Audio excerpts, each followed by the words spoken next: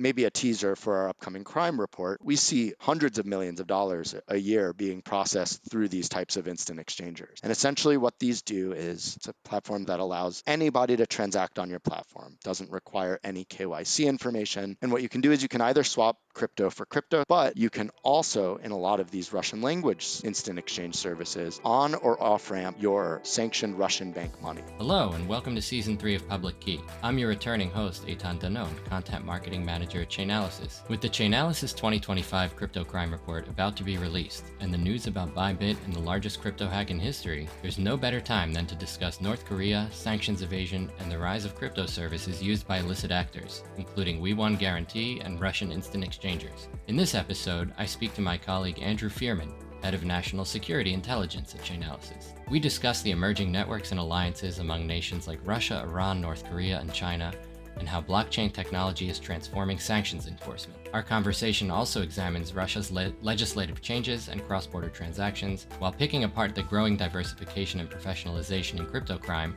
and the national security risks that the entire ecosystem faces. Before we jump into the episode, we have a few announcements. First, the 2025 Chainalysis Crypto Crime Report will be released in just a few days, and the team is excited to cover a lot of the topics we highlighted in this episode. Second, Chainalysis is excited to announce support for Unichain, a DeFi-focused Ethereum Layer 2 built on the Superchain, powered by Uniswap Labs. The Uniswap protocol is one of the first decentralized exchanges and has long been the highest volume DEX in the EVM ecosystem. Last but not least, Chainalysis is excited to welcome Valentina Longo as our newest member of the executive team. Valentina joins us as our first CFO at an exciting time for the company, with our performance and potential getting stronger every day. To read more about these exciting announcements, be first to download your copy of the Crypto Crime Report. Head down to the link in the show notes. Now, on to our episode. Welcome to Public Key. I'm Eitan Danon, and I'm here today with Andrew Fearman, the Head of National Security Intelligence at Chainalysis. I should say welcome back to the show, Andrew. Hey, Eitan, how's it going? Great to have you on. This is your second time on the show. Looking forward to our discussion. Yeah, thanks for having me. Let's hop right to it. So we are in the midst of our 2025 Crypto Crime Report, and as many of our listeners know, we've been pre-releasing sections starting in December, but all through January and February, and the full report is going to come out in a matter of weeks. I want to talk to you today about a lot of the geopolitical centric aspects of the report, and I want to hop right into kind of my first question for you, which is about sanctions. Very much your bread and butter. You have, in addition to focusing on national security at Chainalysis, you have worked at a number of large international banks. So my first question for you is, what do sanctions look like in the crypto ecosystem? And could you walk our listeners through the difference between sanctions on-chain and sanctions in the TradFi space? Yeah, when I got to Chainalysis first, I started to quickly realize how valuable the information on the blockchain is, especially when it comes to monitoring and managing sanctions risk. So kind of a little bit of backdrop. In traditional finance, you get an entity that's put on the OFAC SDN list, and then it's your responsibility to screen any transactions with them. But also, there's this aspect called the 50% rule, which means that you're responsible for monitoring and blocking activity with any entities that are 50% or more greater owned by that same entity. The problem being is that those entities aren't necessarily always included on the SDN list. They're not even necessarily even created yet at that time, so they may be, a follow-on activity by that entity after their designation. But then that requires a lot of secondary tooling. You have to continue monitoring a lot of different places, vendor tools, as well as public registries to ensure that you are capturing any entity that may be 50% or more owned or controlled by that entity. Now, enter cryptocurrency, and we've got on Bitcoin, the UTXO model, Ethereum and Tron and other account-based assets, you have that model. And in those instances, there's a great opportunity to expand on the coverage of those entities nearly instantaneously. So, for example, we've seen a bunch of sanctions on larger entities over the last few years, and take Garantex as one. They had 3 cryptocurrency addresses, 2 Bitcoin addresses, 1 Ethereum address included in the designation itself. But with the opportunity of having blockchain analytics behind it, we have millions of addresses that belong to them that you're instantly able to monitor for. Similarly, the same thing with Hydra, which was a darknet market market sanctioned at the same time as Garantex, actually, and 117 addresses included in that designation, and over 6 million addresses being covered within blockchain analytics for Chainalysis. So there's this great opportunity that's presented, especially when you have entities that are services utilizing cryptocurrency at scale. So whether it be a mixer or cryptocurrency exchange that's been put on the SDN list, it presents a really great opportunity pretty quickly. Taking a step back, though, I think it's been a really fascinating development when it comes to the involvement of cryptocurrency in sanctions. So rewinding back to 2018 was the first time a cryptocurrency address was included in an OFAC designation. And it was actually two addresses belonging to two Iranian nationals affiliated with the IRGC. Sam ransomware, right? Exactly, facilitating ransomware payments. So in those instances, there may be a few extra addresses involved with them based on that UTXO model, which involves co-spend and change, which are some, more complex things when you're talking about cryptocurrency, but maybe a conversation for later. But what we really start to see over time is this development that it's not just cyber actors like ransomware actors or individual North Korean hackers, or in some instances, fentanyl traffickers with just a few addresses here and there. 2020, 2021, OFAC sanctioned Suex, which was an over-the-counter Russian exchange processing over $160 million for ransomware and a lot of other illicit activities. And then, like I mentioned just before, in 2022, that's when things really started to roll in. And you see two different mixers get sanctioned, including Tornado Cash, which obviously we know all about, and then additionally Garantex, Hydra, and a whole host of other actors. So what that tells me is that this ecosystem has really expanded to include cryptocurrency as an identifier in sanctions designations, not just in cyber-related activities, but across all criminal aspects of the ecosystem. So the transparency of the blockchain there is really unlocking things that perhaps wouldn't be impossible, but would be much more difficult to accomplish in TradFi. Do you think it's fair to say that? Yeah, absolutely. I mean, it's not easy tracking shell companies when you have entities like nation state actors using law firms and corporate registries in jurisdictions that are not friendly to identifying who's actually behind them. Whereas here on the blockchain, we can see everything. It's transparent, it's immutable. That information is forever there to identify and build on. Great. Well, you touched just now on a number of sanctioned jurisdictions and entities. I wanted to transition slightly. So we have seen actors and networks that have been heavily targeted, from Hamas to North Korea and everything in between, driven outside of traditional payment rails and to the periphery of the international financial system and outside it. How are you seeing these actors use cryptocurrency, and how do you and your team approach these actors' tradecraft on chain, their priorities, and how they kind of have evolved a way that they are engaging with the financial system? That's been another fascinating thing as I continue to monitor this ecosystem. And I think one thing to really understand is bad actors are going to find ways to launder their money or move their money. It's not just a cryptocurrency issue, it's a opportunity issue. And so these types of actors that we're talking about here do the same thing in traditional finance or any other aspect of laundering money that they have the capacity to do so. So when it comes to cryptocurrency,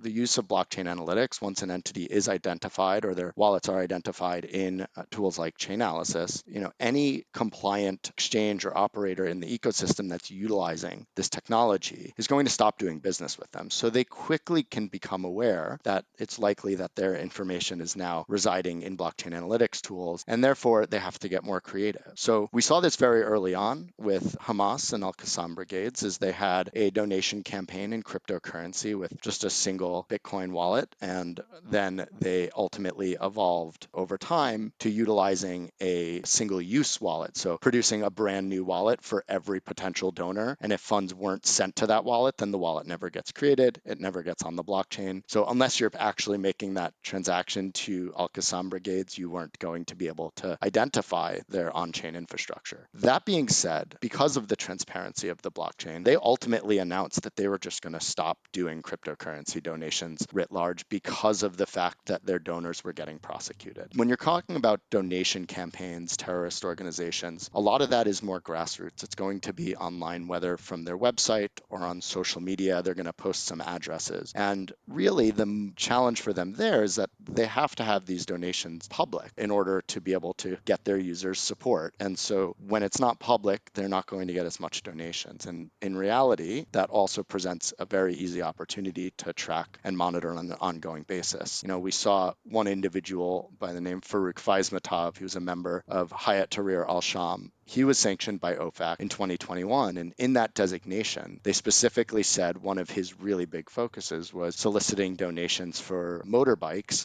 for the Mujahideen, and he did it on social media. So once we're able to identify his social media page, of course, he's still soliciting donations to this day, but every time he does, he's posting it publicly. So it's sitting there for anyone to take a look at. So from a donation campaign perspective, I think it's a fairly straightforward approach from our team's perspective of monitoring it. When it comes to the larger, more complex actors, that's certainly where things can become more challenging. They can change around their infrastructure and attempt to avoid detection. So certainly we're continuing to monitor all of those groups on a regular basis as well for them to kind of divert their approach to try to evade our detection. That being said, I have a team of wonderful intelligence analysts who are monitoring this ecosystem day in and day out, whether it be Russia, Iran, if things change in Syria like happened with Hayat Tahrir al-Sham just a few months back, or Venezuela makes new announcements. We're watching the entire ecosystem and looking to identify the activity that's happening on chain. Awesome. Well, you mentioned evasion, which I have to ask. Given current geopolitical tensions, we had the full-scale invasion of Ukraine in 2022. We had October 7th and the aftermath and kind of everything that ensued in the region. And we've had multiple rounds in the Middle East of Iran-centric activity, not only as pertains its nuclear program, but also its ties to regional proxies. Given, in the US and globally too, given the prominence of sanctions in the foreign policy toolkit, do you think from your vantage point that crypto is going to play a more or less significant role in evading sanctions, or kind of neutral? How do you see that fitting into the sanctions evasion puzzle, given that policymakers often revert to sanctions? It's in air quotes, no one is hurt immediately. You can show that something is being done. You're not dropping ordnance on anything, although you could argue that it's economic ordnance and that it's not an effect-free policy. But how do you kind of put all of those puzzle pieces together from your perch? Yeah, it's challenging.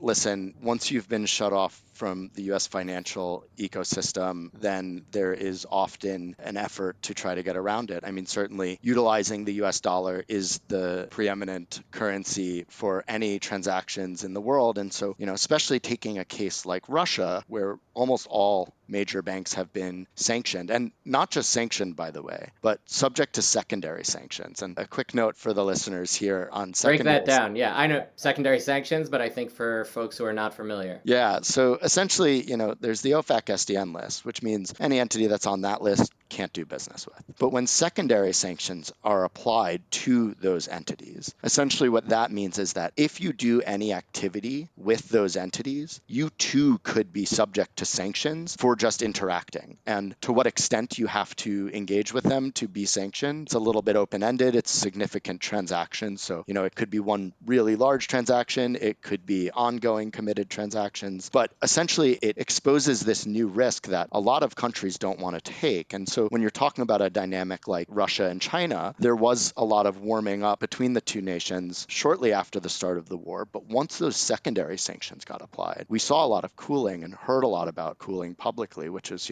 China says, hey, listen, we want to do business, but we don't want to get sanctioned for doing business with you. So I think that changes things to some extent. But going back to your question around cryptocurrency's role in all of this is when you are pushed away from the US dollar, those actors will always tend to identify the best possible approaches to get around that. And so whether in traditional finance, it's using third-party proxies or shell companies to facilitate your business activities and mask where or who you are, or it's using things like stable coins that may be a better effective tool to managing it. But again, realistically, if you have compliant exchanges operating at a global scale in the ecosystem, managing that risk and conducting their sanction screening and using blockchain analytics, using things like IP blocking to ensure that people aren't logging on from jurisdictions they're not allowed to, then there's a great opportunity to restrict the on and off ramping of activity with nation states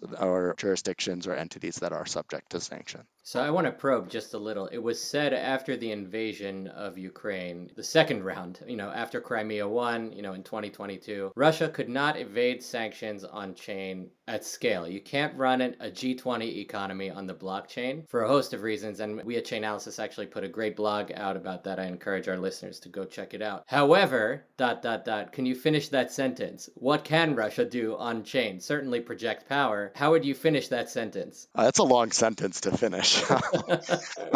But no, I think we've seen ways that it's been done. But in addition to that, which, and I can talk about that, but in addition, I think hypothetically, there are ways that Russia would look to do it. And so that can happen in a handful of ways. One of which being, we saw legislation late last year in Russia permitting cross-border transactions to be conducted via cryptocurrency. So that's certainly one angle. You have generating new addresses and obtaining crypto liquidity from a mainstream exchange, maybe through, a friend in another country, or someone who's not going to raise a red flag when, getting sent a lot of money, and then conduct their business internationally via whatever the currency is they're choosing to use. And so with that permissibility in country, I think that probably gives Russian companies a little bit more of an empowered interest in being able to utilize cryptocurrency to facilitate those transactions that, again, they're not going to be able to do in the traditional financial space because of all of the Russian banks being sanctioned to facilitate that. With that said,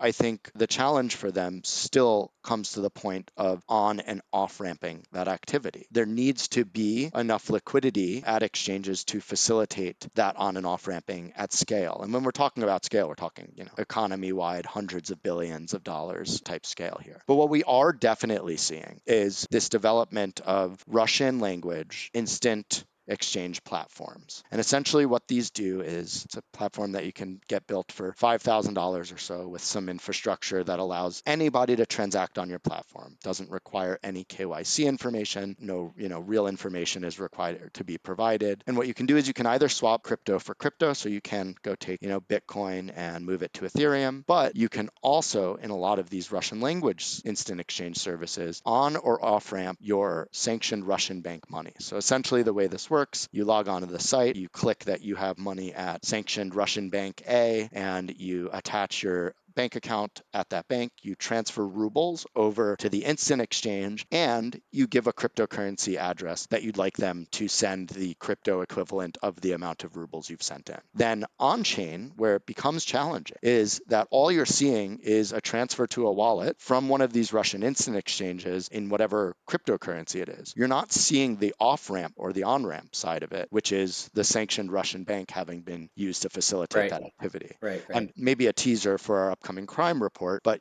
we see hundreds of millions of dollars a year being processed through these types of instant exchangers. So while this is not at scale, it's certainly not an insignificant number. Great. I mean, it certainly sounds like, to make sure I'm understanding, while you can't run the entire economy, there's a lot you can do still to move funds around, and not only between the central bank-esque kind of players, but larger denominations than just a retail user. Is that right? Yeah, and we've actually seen this as a result of some of the interesting sanctions that have happened this year involving Russia. One that comes top of mind to me was an entity by the name KB Vostok, and it's a Russian drone manufacturer that sells a drone that costs, give or take 2,000 USD for each drone. And they explicitly state on their own website that their job is to create drones to service the Russian military economy, right? So if you can imagine who might be paying a company like that, my best guess would be that it's likely Russian Safe to military.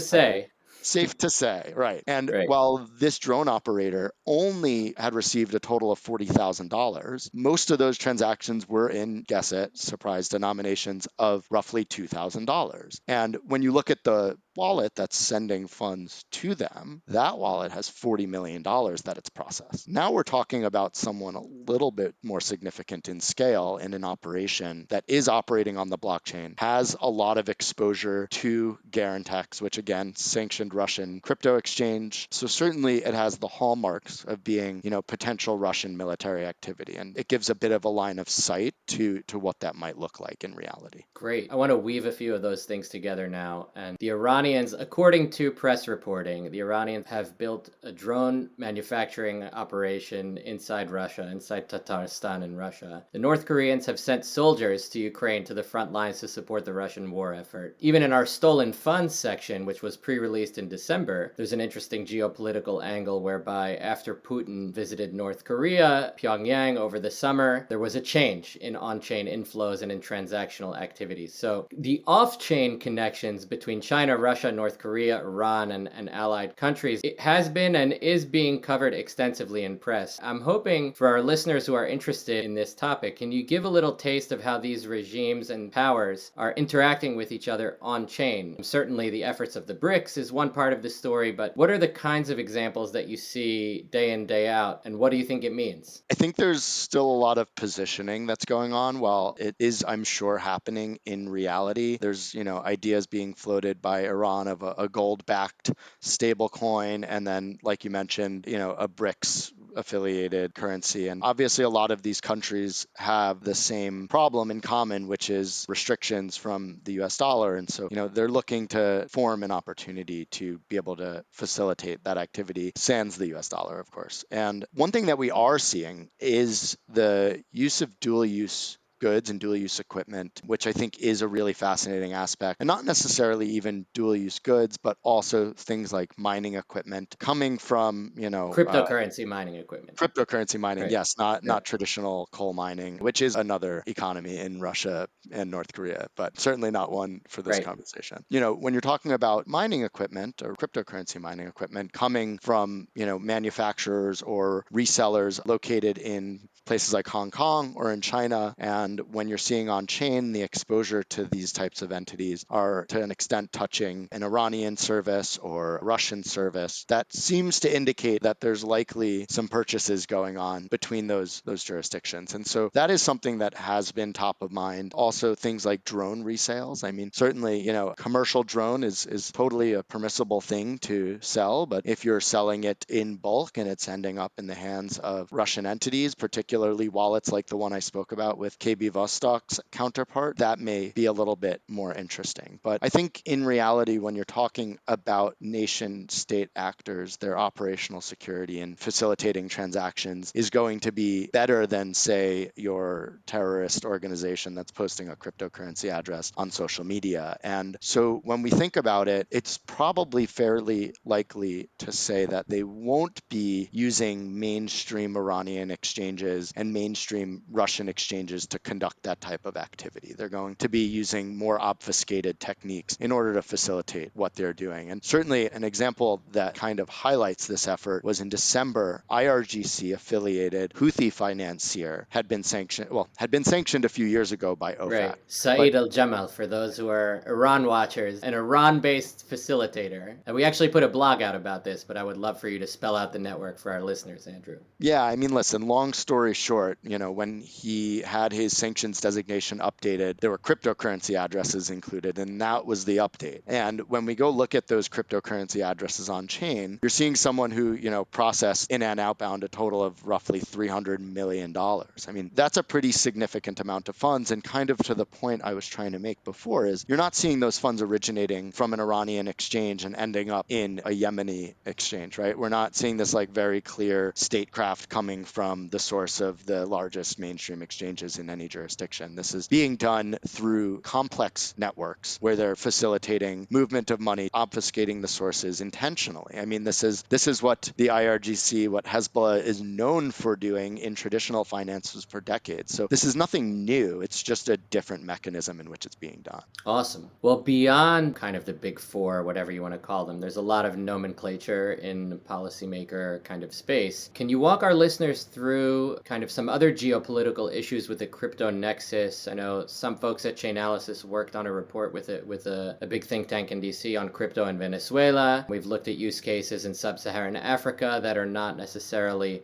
front and center in conversations around great power competition, but what are some of the other kind of dynamics that you see either on the money laundering front or more broadly as it relates to geopolitical conversations? I want to kind of take this towards Southeast Asia, particularly Cambodia, Myanmar, where I wouldn't even say it's emerging, it's really already here, is a massive scam ecosystem. And we've touched on it before, we'll be touching on it more in this year's crime report, but We Won Guarantee really being at the front and center of that. And for those of you who haven't heard about it yet, it's essentially this online entity that offers escrow and dispute services for anyone utilizing the service. So Disney World for pig butchering.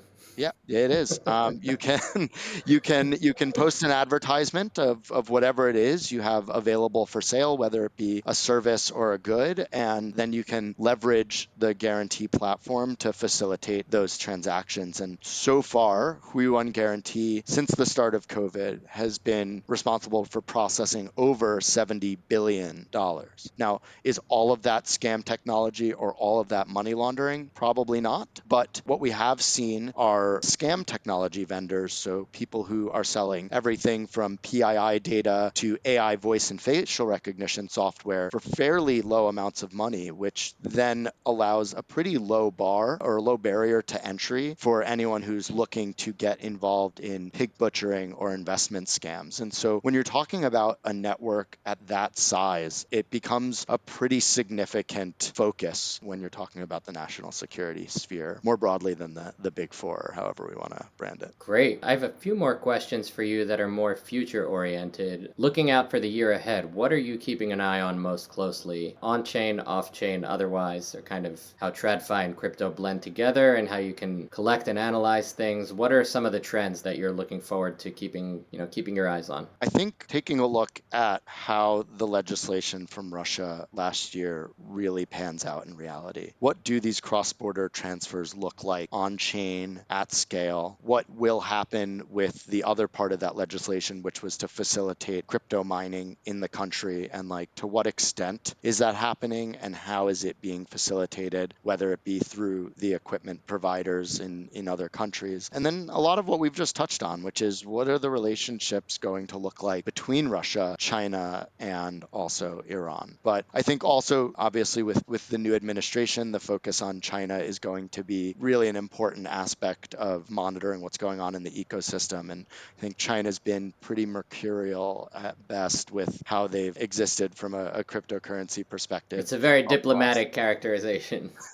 Yeah, so I think, just really trying to keep monitoring what's going to be happening in those regions is top of mind. Great. And for those listeners who missed it, we put a blog out called Legislated Sanctions Evasion in the fall that dives deeply into Russia's pivot on crypto writ large, the finance ministry, central bank, and power centers in Russia. Give it a read. I think I know what you're going to say, Andrew, given you're a sanctions guru and, you were just teaching our listeners about We Won Guarantee, the We Won ecosystem. But, certainly in this year's crime report, we have written a lot about the diversification and professionalization of the ecosystem beyond, if you can call it that, your mother's crypto crime. Where would you steer our listeners? What are some of the more compelling, putting sanctions and scams aside for a second, what's another section or what's another story that you would recommend our listeners dive into? I'm really excited because this year we are going to be releasing an organized crime section for the first time. And I think, to your point, that really will start to highlight how cryptocurrency is not just being used by cyber criminals. And not only that, it's being used by all illicit actors, but there's now a professionalization of it. And that's something we're going to dive into and how that's being done. So I don't think that section's out yet, so bear with us, but excited to see that one come out. Terrific. Well, thank you for the awesome conversation. And yeah, appreciate it. Thanks for having me, Eitan. Look forward to talking to you soon.